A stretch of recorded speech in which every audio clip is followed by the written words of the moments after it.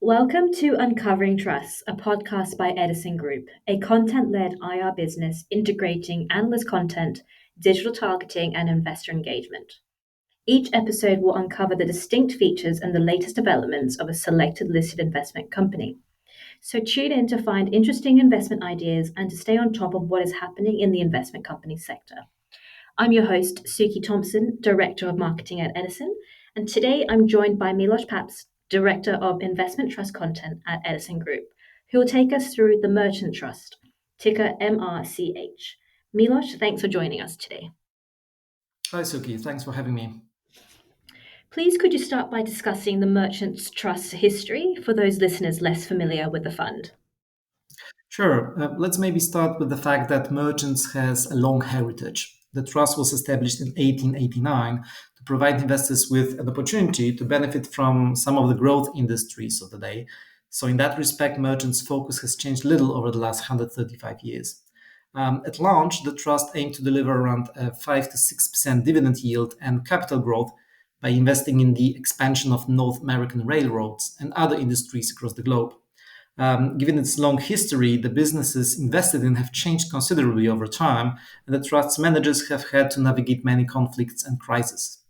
Indeed, the current manager, Simon Gergel, joined Allianz Global Investors and took over management of Merchants in 2006, so shortly before the global financial crisis.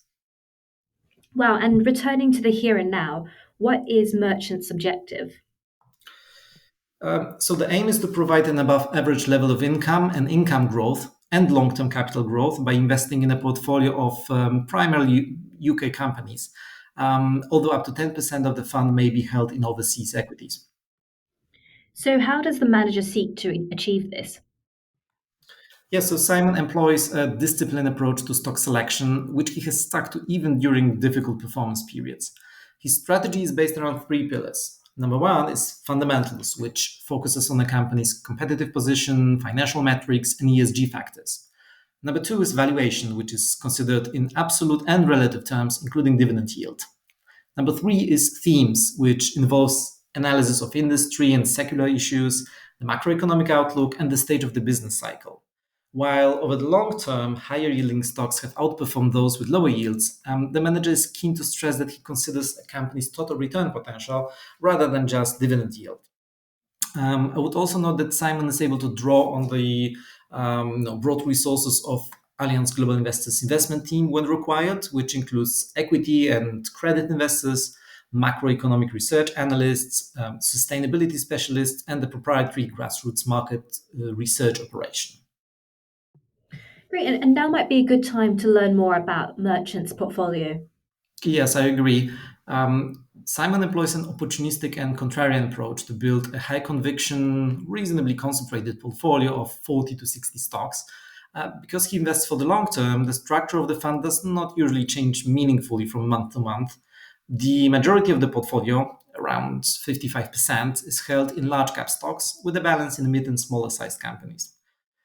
The top 10 holdings make up around 35% of the portfolio, and there is diversified sector exposure, although the manager is not constrained by benchmark allocations, and therefore sector weightings are the result of bottom up stock selection.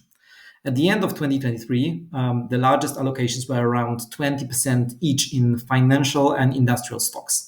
Financial holdings include traditional banks such as Barclays, along with more specialized businesses, including the online trading platform IG Group Holdings.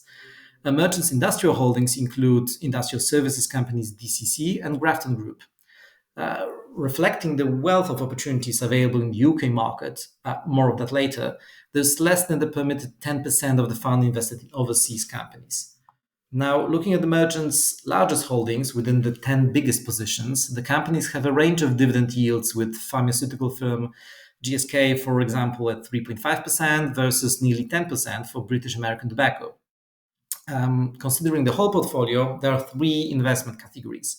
The first is classic value, which are fundamentally sound businesses that are, well, unloved, underowned, or misunderstood. However, Simon stresses the importance of avoiding so-called value traps, which are shares that appear inexpensive, but whose valuation is warranted due to a company having structural challenges or operating in an industry that's facing disruptive threats. Now, the second category can be classed as franchise, right, which are quality companies with sustainable competitive advantages that offer long-term potential growth. In keeping with his investment process, the manager is obviously careful not to overpay for growth. Special situations make up the balance of the portfolio. These companies are in unique situations with unusual share price drivers that are often uncorrelated to the economy or financial markets. These firms may include turnarounds, companies that are restructuring their balance sheets, or countercyclical businesses. Wow, that's super helpful. Could you provide some examples of recent portfolio activity? Yes, of course. I understand that this would be helpful. In December 2023, Simon initiated a position in Assura, which is a developer and owner of healthcare property, mainly GP surgeries in the UK and Ireland. Industry fundamentals are positive, helped by a shortage of suitable buildings, rising demand from an aging population, and favorable contract terms. Assura's shares derated because the company has had to slow down its expansion plans, partly due to higher interest rates, which coincided with falling property values due to rising yields. This provided an attractive entry point at less than asset value and a dividend yield of around 7%. Back in November 2023, Simon sold Merchant's holding in St. James's Place. This was, well, a difficult decision for the manager, but he considered it to be the right response as there was a change in the investment thesis. St. James's business is strong as the company has a leading position in the wealth management industry and a large network of financial advisors. However, St. James's announced a major change to its charging structure, which Simon believes will have a significant negative impact on the company's future profitability. Another name that exited Merchant's portfolio last November was the French pharmaceutical company Sanofi. The firm announced an unexpected major increase in research and development spending, which was not clearly justified, according to Merchant's manager. Also, Sanofi's valuation was fair, so the stock was sold. And as income is such an important element of the trust, let's maybe focus on Merchant's dividend history. Sure. The annual dividend has increased every year since 1982, which has earned Merchants the 12th place in the AIC's list of 20 dividend heroes. These are funds that have at least 20 consecutive years of higher dividends. During COVID, when Merchants' income, well, understandably dipped, the board was able to utilize part of the trust's revenue reserve to maintain the dividend record. Although the annual results, which ended on the 31st of January, are yet to be released, last year the dividend was fully covered, and earnings at the end of the first half of 2024 were up by 9%, which, well, bodes well for the continuation of that record. Merchants' attractive above 5% dividend yield is consistently above the yield on the UK market. Wow, and how about Merchant's performance record? Merchants has a commendable performance record as it has outperformed the broad UK market over the medium and long term. The trust is a member of the AIC UK equity income sector and has performed better than the majority of its peers over the last 3 and 5 years. Merchant's favorable performance has not gone unnoticed by shareholders, as during the current risk averse environment, when many trust discounts are wider than average, Merchants regularly trades at a premium and there is regular share issuance.